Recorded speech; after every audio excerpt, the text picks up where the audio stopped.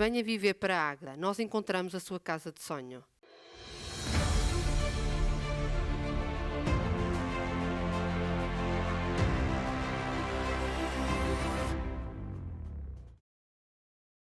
Muito boa noite, esta é a Tribuna Soberana de 5 de novembro, com os comentadores residentes da Soberania TV, Gil Nadais e Paulo Matos, por quem começamos esta semana. Boa noite, doutor. Qual é a sua nota inicial? Boa noite, Jorge. Boa noite, Gil, e às pessoas que nos veem. O meu tema hoje é uma chamada de atenção para um assunto que tem sido pouco desenvolvido na comunicação social, mas que pode ter o seu interesse, que é, já para aí a segunda ou terceira tentativa, que é a Associação de Municípios Carvoeiro-Vouga, que é uma associação integrada por municípios como Águeda, Aveiro, Estarreja, Ilha, Oliveira do Bairro, Mortosa, Albergaria, Vagos, uma associação que extrai a água do rio Vouga através de uma empresa que é Águas do Vouga, que faz através de uma concessão, faz essa extração. A Associação de Municípios do Carvoeiro vende a água à ADRA, que depois, por seu turno, cobra aos consumidores. Até aí tudo bem, mas esta Associação de Municípios tem vindo às Assembleias Municipais pedir uma alteração de estatutos. E a alteração de estatutos visa mais ou menos o seguinte: até agora, as Assembleias Municipais, portanto, os membros da Assembleia Municipal de cada município integrante da Associação, é que tinham o poder de decidir os investimentos, as candidaturas e, eventualmente, a autorização para candidaturas a fundos comunitários, a alienação eventual ou as concessões, mas com a alteração de estatutos, o que é que se pretende? Que seja a Assembleia Intermunicipal a tomar essas decisões, portanto, a decisão que era das Assembleias Municipais de cada município passará para a Assembleia, ou passaria para a Assembleia Intermunicipal. Se antes as decisões eram por maioria simples nas Assembleias Municipais, passa a ser por 2/3 na Assembleia Intermunicipal, que é a Assembleia da Associação. Ora bem, até pode passar a ideia de que é mais exigente o escrutínio na Assembleia Intermunicipal, mas é preciso ver que a Assembleia Municipal é composta pelos presidentes de Câmara de cada município mais 2 vereadores. Portanto, o órgão deliberativo dos municípios deixaria, com esta alteração de estatutos, poder ter poder de decisão nestas matérias da concessão da água. Ora bem, mas até aí são questões jurídicas que hão de ser discutidas. O que é discutível também é que as propostas de alteração de estatutos venham à Assembleia Municipal com um parecer de um advogado, e a Câmara Municipal, que tem uma pipa atualmente de advogados, ou pelo menos de escritórios a tratar de assuntos vários, não faz também uma análise jurídica que permita que as propostas, quando chegam à Assembleia, os membros da Assembleia tenham um conhecimento também sobre qual é a posição do município de Águeda. E, portanto, isso não tem acontecido. Mas a nota que eu queria deixar, mais do que estas questões jurídicas, de alterações de estatutos, é para esta questão da água que chega ao consumidor cara. Porquê? Porque a ADRA compra a água à Associação de Municípios. Se compra cara, vende cara. Portanto, a água vai faturada por um preço caro porque ela é comprada cara. E é comprada cara porque as concessões da extração a uma empresa chamada Águas do Vouga são concessões prolongadas no tempo, e cada vez que há um investimento prolonga-se a concessão. E vamos lá ver, esta empresa privada está a ganhar muito dinheiro. Não estamos contra o facto das empresas privadas ganharem dinheiro, porque existem para isso, mas é um negócio de milhões para o setor privado. Eu já pareço o Bloco de Esquerda a falar, mas trata-se de um negócio de milhões que ninguém escrutina ao pormenor. Numa nota que eu tive a oportunidade de ter acesso, veja-se o seguinte: a Associação de Municípios tem um prejuízo de 1.900.000 euros, por exemplo. A empresa Águas do Voga apresenta um resultado positivo na mesma medida, isto é, tem 2,5 milhões antes de impostos de resultados positivos, fatura 6,5 milhões e tem um resultado positivo de 1.900.000, exatamente o prejuízo que a Associação de Municípios tem. Ora bem, Desculpa, Paulo, estamos a falar... Fatura quanto? 6,5 milhões. E tem um lucro de 1 milhão e... E tem 2,5 milhões de lucro antes de impostos. Desculpa, isso é uma taxa brutal. Estamos a falar de muito dinheiro que ganha, mas o problema não é da Águas do Voga, o problema é não ser aberto um concurso, porque em regime de concorrência devia ser assim, não é? Não se está contra as concessões, está-se contra o prolongamento das concessões no tempo, por forma a que estas empresas continuem a faturar, e bem. O problema é que a água chega cara às pessoas porque no caminho para lá chegar há este tipo de negócios que são negócios muito bons para o setor privado, mas tratam de um bem público que é a água. Isto, sem prejuízo de mais tarde, noutros programas, podemos voltar a este assunto, mas eu queria deixar aqui a atenção para a necessidade de nós nos preocuparmos com isto, porque se ninguém escrutinar este assunto, porque o que é que se tem passado? Nas várias assembleias municipais dos vários municípios da Associação do Carvoeiro, parece que só a Águeda é que não aprovou ainda, por alguma razão. Já foi retirado 2 vezes da ordem de trabalhos o assunto. Não me custa nada dizer que quem tem levantado o problema é a oposição, mas vamos lá ver. Os problemas são levantados e, enquanto não forem esclarecidos, permanecemos neste limbo, não é? A água sai cara porque há razões para que saia cara. E o assunto foi levado à última Assembleia Municipal Extraordinária, realizada na semana passada, e foi outra vez retirada da ordem de trabalhos pelo Presidente da Câmara. Deixa-me, antes de ir às minhas notas iniciais, referir este assunto. Sinceramente não tenho acompanhado e nem vi efetivamente a gravidade daquilo que se estava a decidir. Porque eu acho que é uma diminuição grande, drástica, da participação dos municípios na decisão do Carvoeiro. Ou seja, vamos restringir, tal como está na CIRA, okay? E tirando, porque é Câmara e Vereadores, e os vereadores da oposição nem sequer lá estão, portanto, penso eu, representados, portanto, é quase tudo decidido e não. Pode haver sempre o argumento de que na Assembleia Intermunicipal a própria associação se pode candidatar a fundos comunitários e pode haver utilidade nesta mudança dos estatutos. Mas a verdade é que os municípios deixam, no órgão deliberativo, de escrutinar este assunto. E isto é problemático. E isso levanta-me aí algumas reservas. Sinceramente, não conheço o assunto profundamente, mas aquilo que disseste preocupa-me. E também me preocupa, obviamente, aliás, porque quando foi da extensão do contrato para se fazerem as obras, eu defendia que se deixasse seguir até ao final a concessão, porque estava a terminar, faltavam 4 ou 5 anos, em vez de ser estendida para abarcar todas as obras que fossem feitas. Ela foi renovada em 2016 por causa das obras até todas. 2026. Exatamente, por causa das obras todas que foram feitas. E houve ali assim, havia ali algumas questões que para mim foram bastante complexas de aceitar, porque achei que mais valia deixar cair do que... Gil, não sei se estás a referir-te, o investimento nessa altura era de 30 milhões, havia um investimento necessário de 30 milhões, em que 50% dos 30 milhões era apoiado por fundos comunitários. Sim. Os outros 15 milhões passaram a ser da responsabilidade da tal Águas do Voga, empresa, e os municípios deixaram de investir esses 15 milhões. Mas a verdade é que a Águas do Voga investe 15 milhões, mas ganha 20 milhões. Portanto, vamos lá. Agora, o problema é esse. Nestas concessões, aquilo que me parece, pelos números que disseste aqui, há uma taxa de rentabilidade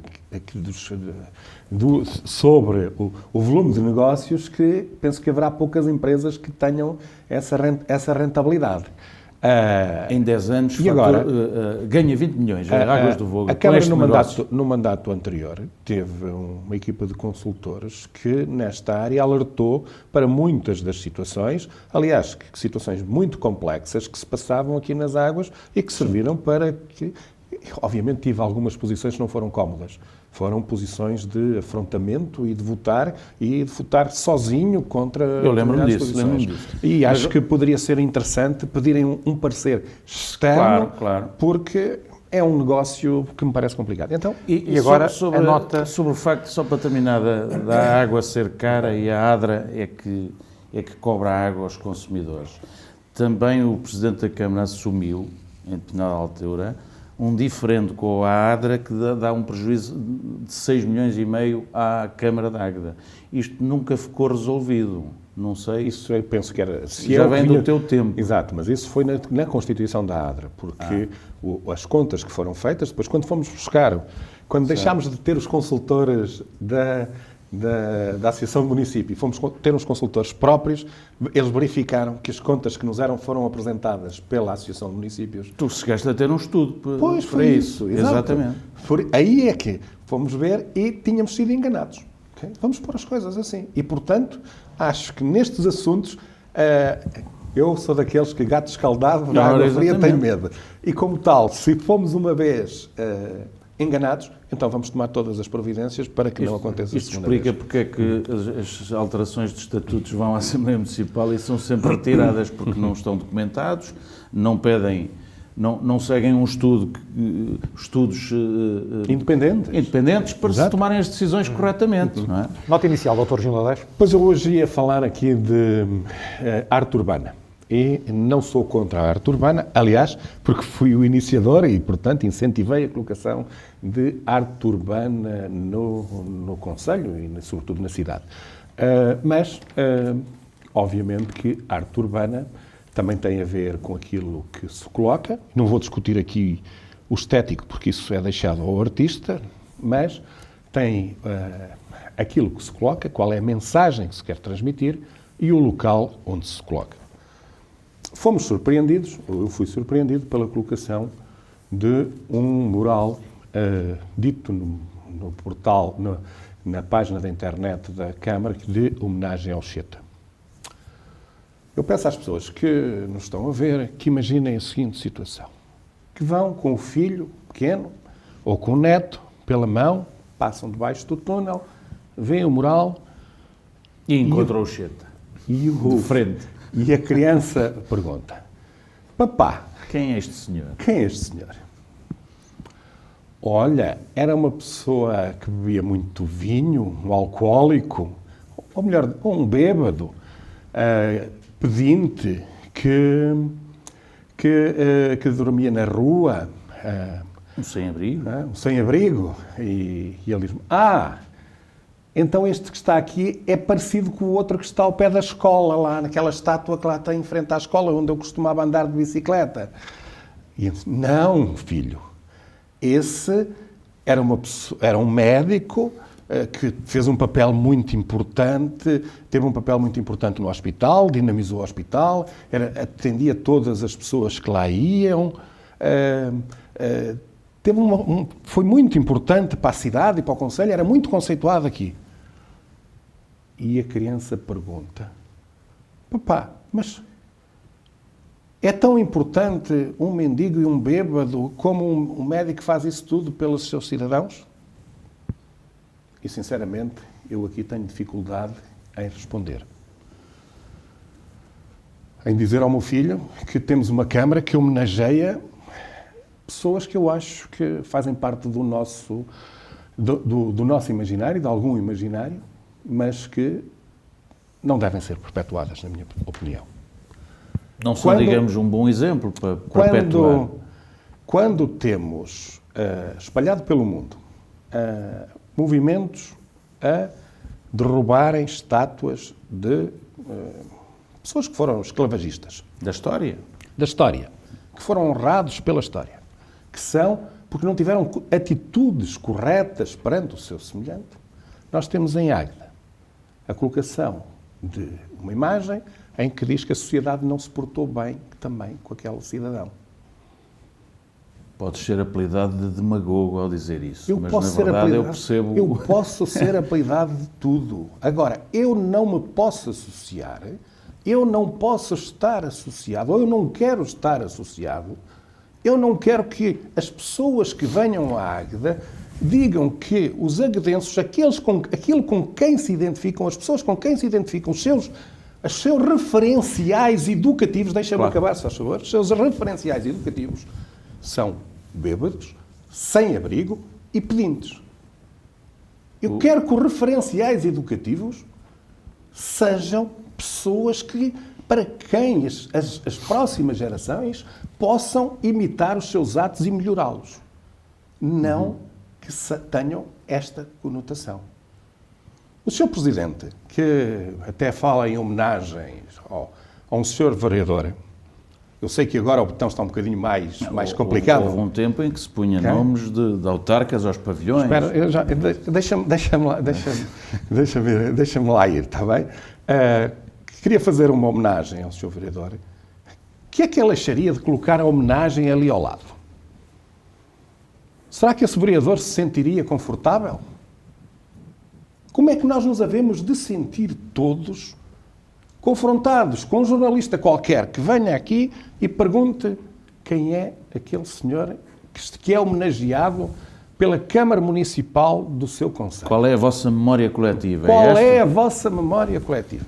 Não tinha pensado nisto, E mas sobre, acho que é pertinente. sobre as homenagens, eu neste momento, e não concordei na altura, mas neste momento fico muito contente por não terem aprovado a homenagem ao Sr. Engenheiro José Júlio. Porque, na realidade, ele não merece ser confundido com este tipo de homenagens que este Executivo faz. Não diria melhor, mas até acrescentaria. É que há bêbados, pedintes ou sem-abrigos que são poetas, contribuíram para a cultura das suas áreas de residência. O Cheta, para além de umas boas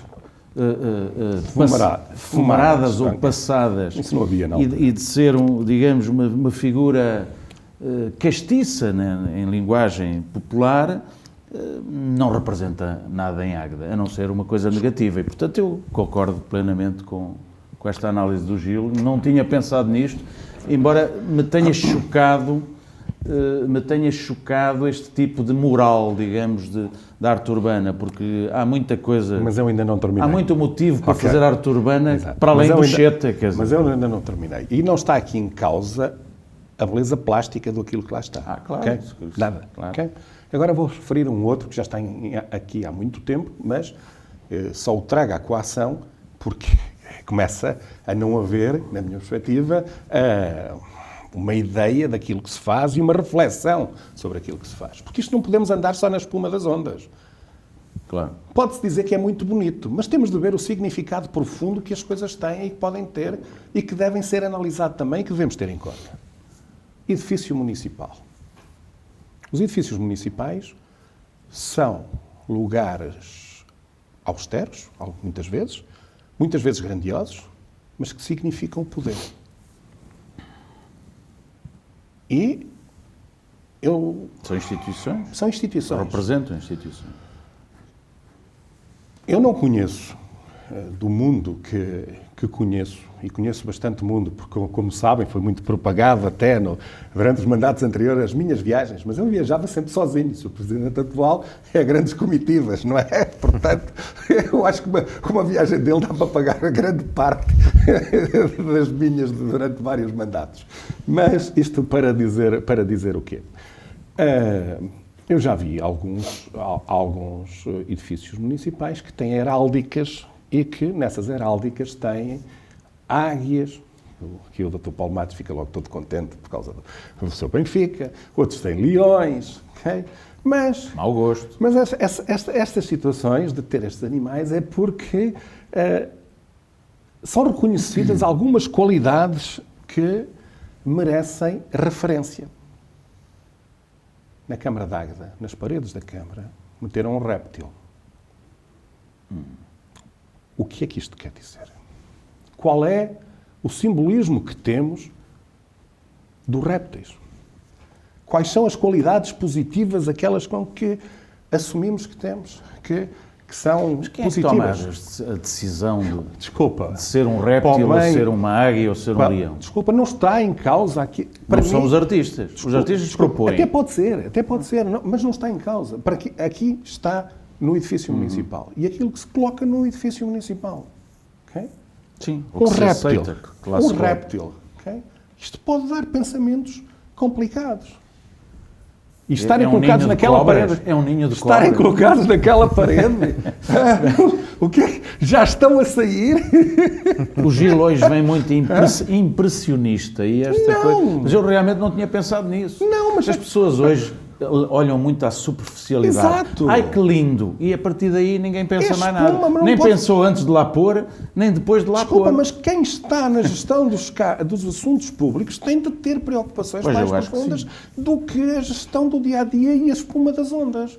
Se e vamos ficar todos pela espuma das Claro. ondas, e pá, então não resolvemos nada, então está tudo bem, vamos ficar bem e não se faz nada. E acho que vamos abordar esse tema como faz o governo. Ok? Muito bem. Arte Urbana e a Associação de Municípios do Carveiro Voga, nas notas iniciais da edição desta semana, a data em que gravamos hoje, quarta-feira, 4 de novembro, a Águeda registrava 231 novos casos de Covid nos últimos 14 dias e 127 casos ativos, números que colocam o município no grupo dos concelhos de risco elevado de contágio. Dr. Paulo Matos, Águeda deve ficar à espera da atualização da listagem em meados do mês ou deve tomar a iniciativa de colocar em prática as medidas decretadas para estes municípios pintados a vermelho no mapa nacional do novo coronavírus? Isto é um pouco o que se passa a nível nacional, quer dizer, nós vemos o Governo a tomar medidas em cima dos acontecimentos, quer dizer, a tomar medidas depois de ter a estatística dos números, quando devia ter feito planeamento atempadamente para evitar que a situação chegasse a este ponto.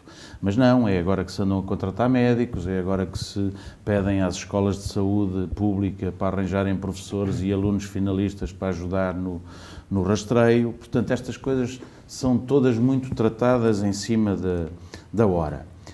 Nestas coisas há sempre duas visões. Há a visão das pessoas que entendem que o período é excepcional, que a pandemia nunca existiu nestes moldes, que o país foi confrontado, tal como os restantes países da Europa, com uma situação para a qual não estava preparada e, portanto, há uma certa desculpabilização. Mas já houve mais, porque agora as pessoas já exigem, como eu já disse aqui noutros programas, já exigem maior escrutínio e aquilo que realmente se tem passado ao nível do país é alguma incompetência ou alguma irresponsabilidade. Porque deixar as coisas evoluírem e não as planificarem, nós já sabíamos que ia haver esta segunda vaga, já sabíamos no final de abril, maio, já sabíamos que isto ia acontecer e, portanto, tínhamos que nos ter preparado para isto. Em Águeda, o que deve ser feito é não esperar, é tomar as medidas que têm que ser tomadas. Não sei, não vejo publicidade sobre isso, a publicidade que se faz é sobre outras coisas, eu não sei sequer o que é que está a ser feito. Mas, para além do período que já aqui referimos noutro programa, de Natal e da atração que se está a criar para virem mais pessoas sem criar condições para as receber em segurança e cumprindo as normas de saúde. Portanto, o que o município tem que fazer, e é essa a pergunta, é preparar-se para o pior, porque temos, por 2 dias não estamos nos concelhos, nos 121 concelhos, portanto... E agora faltam ainda 10 para essa listagem ser atualizada, quando a Águeda já ultrapassou os números. Portanto, isto é capaz de se agravar, não é? É capaz de se agravar e é capaz de nos atingir e, portanto, se a Câmara pensa em criar essas condições só depois de ter o problema em cima, faz mal. Portanto, tem que se preparar para isso. Dr. Gil Nodaes, aceita que as autoridades estejam de braços cruzados no Conselho de Águeda, que se limitem a avançar só com os números? Ora bem, hoje foram apresentados números que, a nível nacional, atiram para os 7.500. Foi E 59 mortos. Pronto. Foi um disparar, assim, enorme dos números. E a minha análise tem a ver, pode ser feita a dois níveis. A nível central, já disse aqui assim que não se prepararam. Porque isto é uma guerra, já referi isto noutro programa, e aquilo que devia ter sido feito era planos para que, quando isto acontecesse, se acontecesse, porque é que planear fica barato. Okay? Planear fica barato. E custa muito menos do que correr atrás do prejuízo que é aquilo que estamos a fazer agora. E aquilo que se verificou é que não existem planos nenhuns a nível nacional. Nem de informação, de contenção de informação. Porque o Hospital de Penafiel está a arrebentar pelas costuras, certo? Mas na Bélgica também estão. E estão a ser transferidos doentes da Bélgica para a Alemanha, para serem tratados. Em Portugal isto poderia acontecer se houvesse um plano que dissesse e que pudessem dizer às pessoas, não, isto está previsto, porque a capacidade, atingiu aqui a capacidade máxima, agora vai drenar para este, quando este atingir, passa para aquele e vamos tentar fazer isto. E os protocolos com os privados, os hospitais privados? Eu acho que os privados só poderiam servir para dar planificadamente, para mim, não é agora em cima. Para mim, os privados não entrariam no Covid. Nós não podemos misturar tudo. Para mim, havia unidades Covid com uma certa dimensão espalhadas pelo país, que iria canibar e ir lá buscar médicos aos outros para funcionar. Não entravam no Covid, mas as outras doenças podem ser tratadas nos privados, pois, para não morrer tanta gente. Exatamente, mas podiam ser tratados nos públicos, nos hospitais. Aquilo que nós temos é uma rede que tem Covid e não Covid, tudo misturado, que deve dar uma salgalhada e uns problemas de funcionamento brutais dentro de cada unidade. Pois, mas mesmo com Covid e não Covid no público, não vai chegar para todos. Quer dizer, esse é que é o problema. Esperemos que sim. Esperemos que sim. Sejamos otimistas. Mas, por exemplo, há irracionalidades brutais neste sistema. Eu hoje tive conhecimento, e isto é muito fácil, preciso de uns medicamentos, e mandei a receita. Ao outro dia costumo ter a receita via SMS. Aqui tinha passado quase uma semana, não tinha receita. Liguei para saber o que é que se passava. Está contingentada, só fazem X por dia. E eu estive a saber porquê. E informaram-me. É que os médicos estão ocupados a telefonar para a casa das pessoas para saber se estão bem ou não de saúde. E ficam exaustos com isso. Desculpa. Mas isto não é trabalho para médico. Pois não. Ele disse, esse trabalho devia ser para a senhora. Ela riu-se e disse, pois, ou a senhora não sabe telefonar para as pessoas e dizer, olha, senhora, está boa de saúde, tem algum sintoma, não sei quanto. Se tiver sintomas, olha, espera um bocadinho que eu vou passar para o médico. Tinham que planificar recursos humanos para isso antes. Isto é planificação básica. Ou seja, gastamos capacidades de recursos de nível elevado com tarefas de chacha. Okay? Depois não... Desta forma, como estamos, não há sistema de saúde nenhum no mundo que resista. Não tem hipótese nenhuma. Isto é falta de planificação de todo o nível. E em Águeda? Em Águeda. Eu tenho referido o que é que se passa no mercado a esmo. No sábado passado já tinha qualquer coisa no mercado. Qualquer coisa. Assim, uma coisa assim, meio atabalhoada. É sinal que estão a ouvir. Exatamente. Que se diz todas as semanas. Fico contente. Mas eu acho que há coisas com que as entidades públicas não podem brincar. É com a segurança das pessoas. E que eu gostava de contar aqui um exemplo. A Ponte do Voga caiu. Alertaram-me que tinha lá umas fendas. E disse, vamos tomar medidas, vamos ver o que é que se passa. Fomos à procura Mas antes de cair. Antes de cair. Vamos ver uma empresa que fizesse um estudo. Só uma em Portugal. E já tinha vindo cá alguns anos antes fazer um estudo. Só que não encontramos. Pronto. E então, pediu-se uma cópia, eles enviaram. Eu vi a cópia, eu e o vereador das obras, vice-presidente na altura, atual presidente, vimos aquilo e eu, na altura, perguntei. Já dizia que um dos pilares estava mal e disse, está bem, ok, está diagnosticado. E agora? O que é que temos de fazer? Entramos em contacto com eles, ele entrou em contacto com eles e disseram, fechem a ponte quando houver cheia. E eu disse, não, fechemos a ponte já. O senhor vice-presidente, na altura, atual presidente, não concordava comigo. E foi das poucas vezes em que eu disse, fechas porque eu sou presidente. Okay? Foi mesmo determinante. Fechas porque eu sou presidente. Okay? Sou eu que comando. Eu lembro-me que estava, salvo erro, na Suécia e ligou-me, queria pôr umas carradas de pedra junto aos pilares da ponte para proteger. Eu disse, não, isso não resulta, não faz nada. Okay? Cerca de 15 dias depois a ponte caiu e não estava cheia. Eu, Presidente de Câmara naquela altura, fui responder ao Ministério Público por negligência. Okay? Só não foi homicídio por negligência porque a pessoa que caiu lá não morreu. Obviamente que eu consegui provar que tinhas feito o que era necessário mais para do evitar. que aquilo que eu tinha para evitar a situação e ele é que tinha ultrapassado.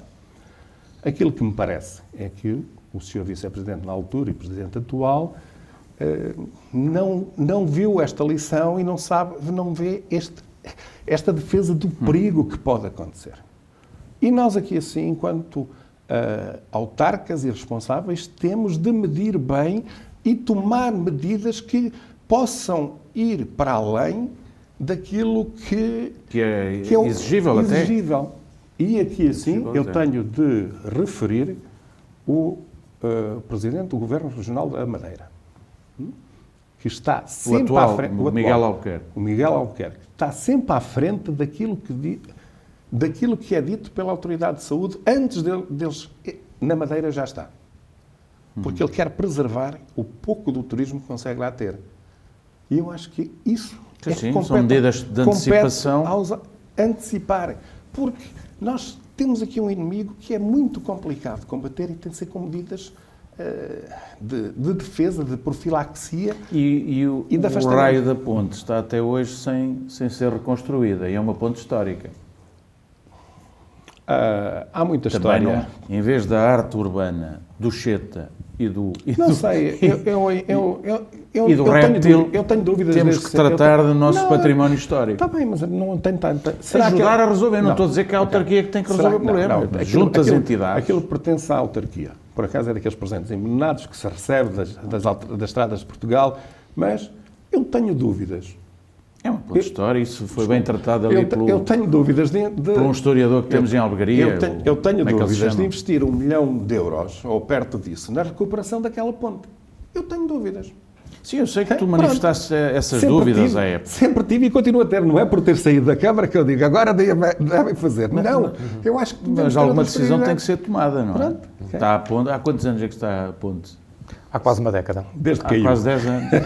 Está desde que caiu. Está a desenhar-se uma solução de governo na região autónoma dos Açores, com o Partido Socialista a provar do seu próprio veneno. Dr. Paulo Matos, concorda com esta espécie de geringonça à direita? Eu não concordo, por princípio, porque não concordei com a geringonça em Portugal.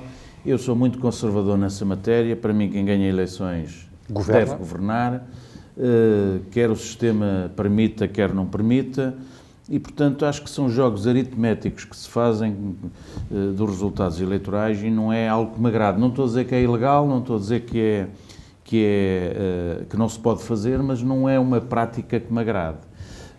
E, portanto, eu tenho que ser coerente com o que sempre defendi. Se não defendi para o nível nacional, também não defendo agora essa coligação interesseira nos Açores entre forças de direita. Eu já não sei quem é que é de direita, porque o Chega lá tem uma posição importante, que pode ser até charneira, e, portanto, não sei se neste momento há um princípio de acordo.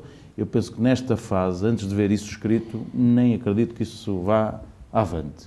Dr. Gil Nadaes, a análise simplista que se faz é que José Manuel Bolieiro está a fazer a Vasco Cordeiro o que António Costa fez a Pedro Passos Coelho.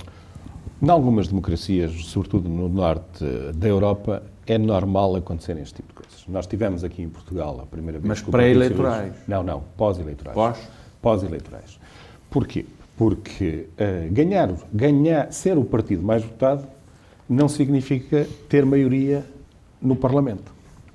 Se não é capaz, depois de constituir uma maioria estável, e se aparecem outras maiorias, então as maiorias que aparecem é que efetivamente ganharam as eleições. Porque essas representam mais votantes e têm mais votos. Não foi o partido único, mas foram um conjunto Mas de então partidos tem que representam. dizer previamente, porque senão é uma fraude. Não. Tem que dizer previamente ao eleitorado, Não há- se isto acontecer, nós estamos Não, disponíveis não. para fazer uma coligação, porque se não disserem, Sim, sim. é uma mercearia de circunstâncias, Paulo, acho eu. cada vez mais, e com a proliferação de partidos, com as diferenças de partidos que temos, nós vamos assistir a estes fenómenos.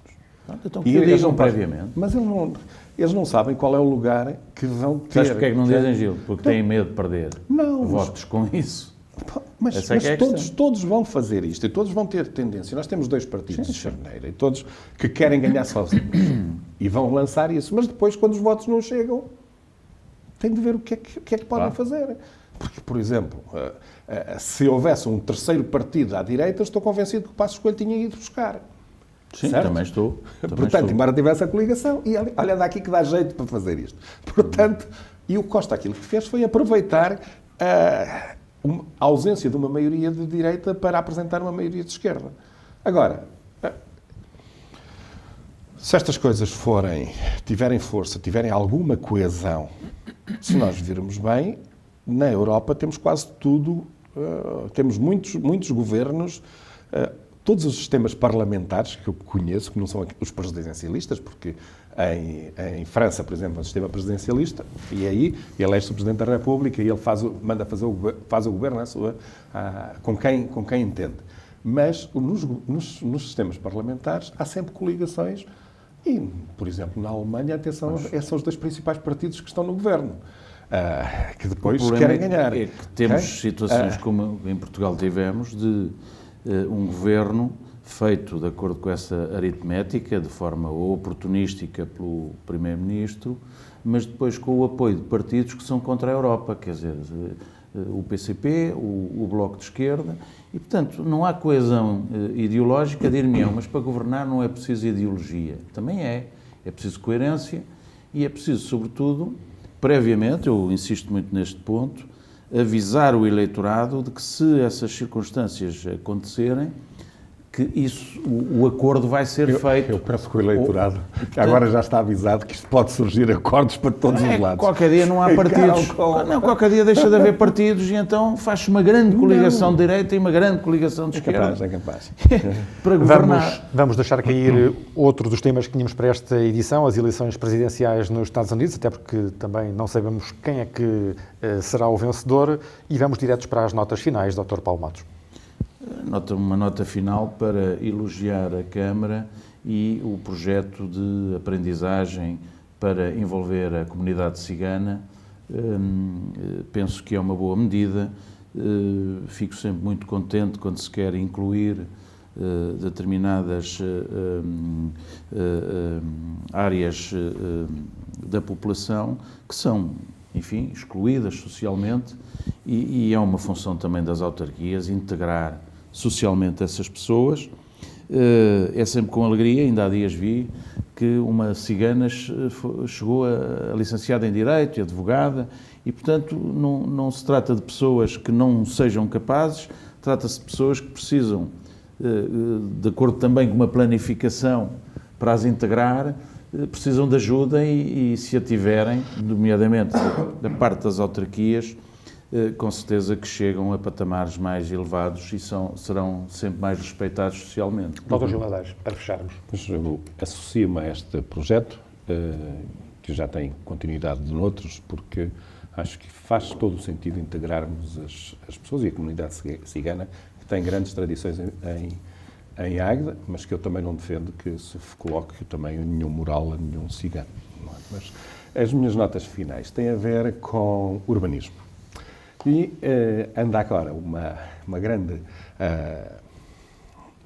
alguma perturbação por aí que se fala sobre o PDM que permite tudo e mais alguma coisa. O Presidente diz que vai fazer um despacho para evitar prédios com andares na baixa. Agora em cima do acontecimento também. Depois deles aparecerem, é que... Não, eu acho que... Ou depois dos avisos feitos aqui pelo Gil... Não, deixa-me explanar, então.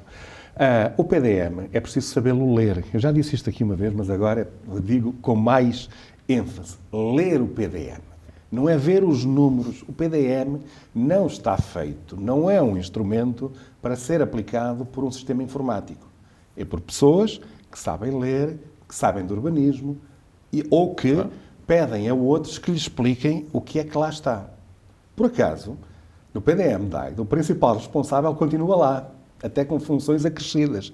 E penso que poderia dar algumas explicações sobre o PDM a algumas pessoas que lá estão. Quem é o principal Pedro responsável? Alves. Pedro Alves, não tem problema nenhum. Que é o chefe de gabinete do Agora, atual Presidente da Câmara. também, eu acho que os vereadores do mandato, digamos isto, Do presidente anterior. os vereadores do presidente anterior não estavam lá nem nunca se interessaram pelo assunto, porque senão poderiam ter acompanhado as discussões, poderiam, ou pelo menos, podem ter acompanhado fisicamente, mas participado e poderiam ver o que é que se pretendia e o que é que muito que se discutiu daquele documento. Isto sempre estiveram à vontade, mas Eu acho que até devia haver uma ampla discussão pública.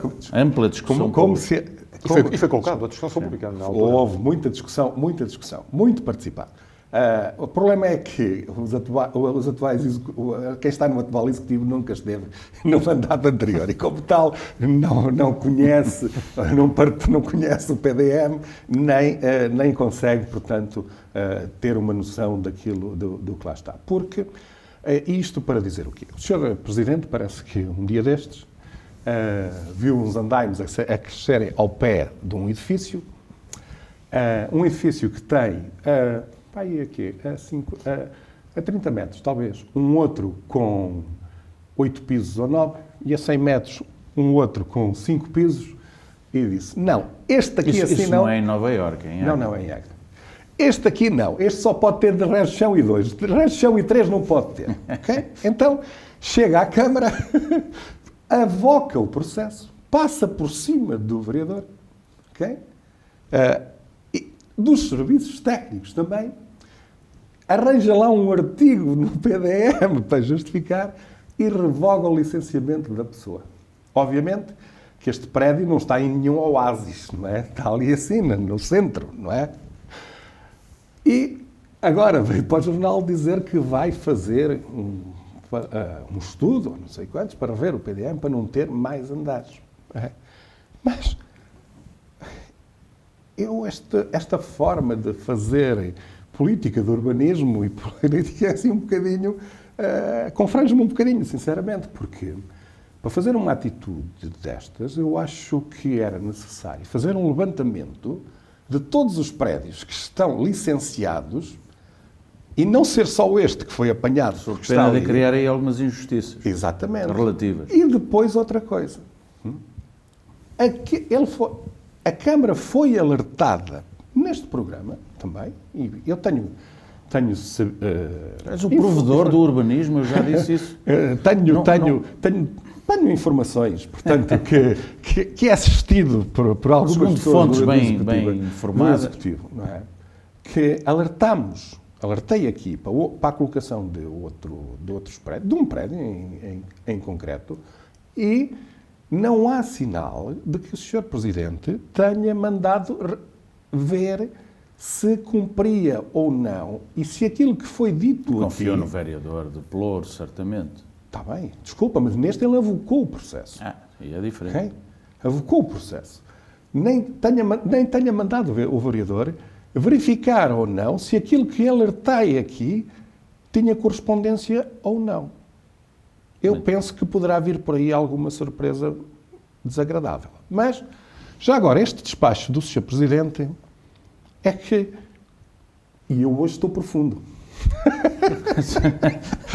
Traz uma outra consequência, que é a falta de confiança na Câmara e nos atos praticados pela Câmara e pelo vereador com competências delegadas. Mas esse não era o que ia ser homenageado. Tem que haver confiança no homenageado, senão... Mas é que tomar este tipo de atitudes, isto não é uma atitude avulsa que se toma, que tem implicação ali. Isto tem implicações a nível do Conselho. Imagina Tem que haver um programa só sobre o urbanismo. Jorge. Imagina que tens um prédio licenciado.